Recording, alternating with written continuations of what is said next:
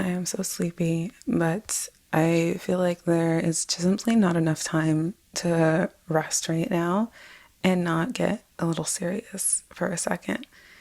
Because I feel like when things like Dolly Parton passing happen, especially during periods like right now within our socio-political context, right now, if we even think about astrology with the eclipse happening tomorrow, there are certain conclusions that people draw, and I'm simply not ready to entertain them. So I'm going to talk some sense into you for a second, okay?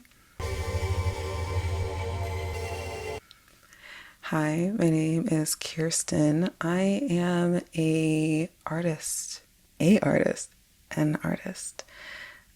tarot reader, an editor, and I am also a Dolly Parton fan. I don't think there's a single person on this earth that doesn't love that woman for one reason or another, whether it's through her music, her philanthropy, her pop cultural resonance, her clothes, her fashion.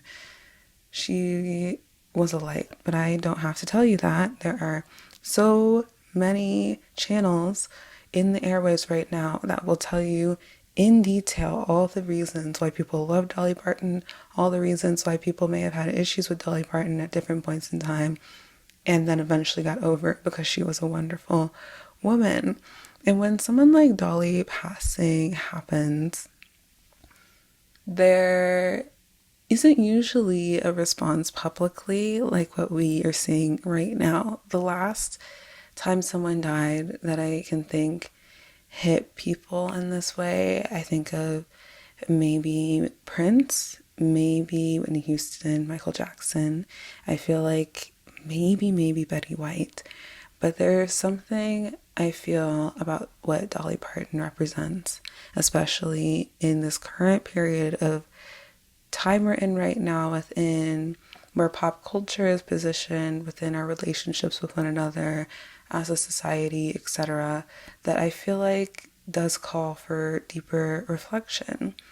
And for me, it brings me to the idea of legacy. And I was thinking about this last night while I was processing all these different takes on Dolly Parton's passing, and this idea that keeps getting pushed of, oh, all the good ones are going. I mean, Tim Curry passed either yesterday or today as well. And then even the idea, if we get a little mystic with it, with this eclipse season kind of creating a shift in leadership in a particular energy that is being centered within the world, it can be really scary when someone like Dolly Parton passes, because what does that mean for the future? But what I don't think we actively sit with often enough is the power of legacy. I think people are very interested in the idea of legacy in a very self-servicing or egotistical way often. I think people consider legacy to be like, how will people think of me? How will I be known after I am gone? What will I be known for? How will my work be archived? How do I last forever?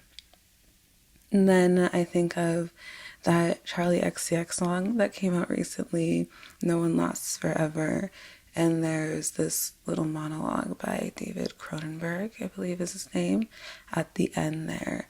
That I might, if you will indulge me, cut in here. I know that ruins the format of the voice note being unedited. I will not be cutting up my voice, but I feel like you should hear it from the source. As I was lying there on the sidewalk, I did not think about art at all. I thought about people, I thought about life. Yes, sure.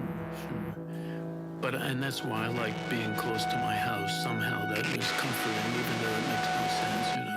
But no, I wasn't thinking about art. And I wasn't thinking about art as endurance, as immortality. I mean, we could talk about immortal artists of various kinds, and it can turn out that, yes, some artists have created art that has really survived thousands of years, and that's fantastic. But experientially, for them, they are dead, they are gone, they are not experiencing that. These are true things, and thank goodness for them. I really feel. And you hear me assuring you that oblivion is freedom. They are dead, they are gone. No one lasts forever. They are dead, they are gone. No one lasts forever. But in summary, this monologue is essentially talking about Cronenberg's near-death experience. And he is kind of reflecting on the idea that when I was about to die, there was nothing about art at all. I was thinking, holy shit, I'm about to die. And the funny thing about being an artist is that your work may live beyond you, but as a person, you're done. Once you're done, you're done, you're gone. No one lasts forever. They're dead, they're gone. No one lasts forever. And there's something in that, I feel like, with how we understand legacy. I think people like to use legacy as a proxy for immortality, and that is not really what it functions as. Legacy is the embodiment of how we have connected with others throughout our lives. When you have someone like Dolly, that was such a big pop culture figure that touched so many people's lives in all these different ways, that literally changed people's futures just with projects like her library alone, literally changed the trajectory of people's lives and what they would be capable of achieving down the line. That is where legacy is created. And it doesn't always have to be on some major scale. Like your grandma that used to cook for everyone, had the best recipes, her impact on you and your palate, that is her legacy. That is going to last forever, far beyond her. And the reason why legacy matters isn't because of trying to preserve the self that is no longer here. It's not important to be reflecting on what Dolly gave the general public as a way to preserve her memory and put her in resin casting so that we never truly lose her, because she is gone. That was harsh. But she is gone. And the best way to preserve what she brought into the world is to continue her legacy, because legacy is a collective project. It is a project of connection and how we care for one another and how we make each other feel. It has almost nothing to do with the source point of where the legacy started. And so to look at someone like Dolly passing as some omen for the end times is deeply infuriating to me. And I do hold space for grief, because grief is important. You have to grieve in order to metabolize. It can't really be sidestepped. But I also really want to encourage you and invite you to sit and think about the legacies of all of these people who have passed, who have had such a meaningful impact on society, and what that actually looks like. It's not just about how shiny and amazing they were as people, but it's what their ability to show up as themselves taught us about what is possible.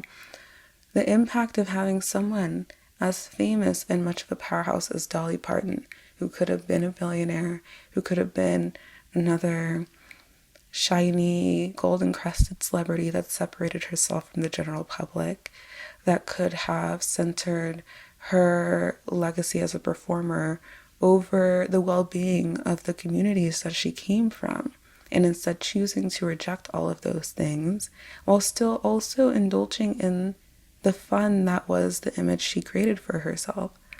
She was very dedicated to being exactly who she was. She was very committed to following the things that brought her joy, down to her image, down to the way she chose to present herself publicly. And the best way to honor someone like that is to consider how you integrate that into your own life, is to consider how you can embody those characteristics in your own life.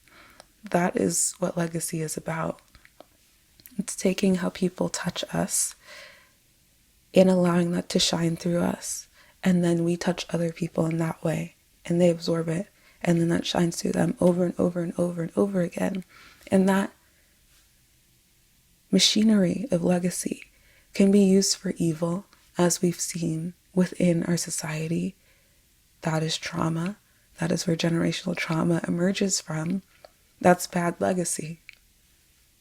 That is destructive legacy.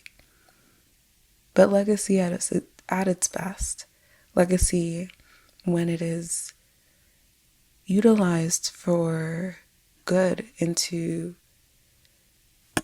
create a brighter world, that is the function of it. It's seeing someone, feeling what they made you feel, and allowing that to shine through you as well.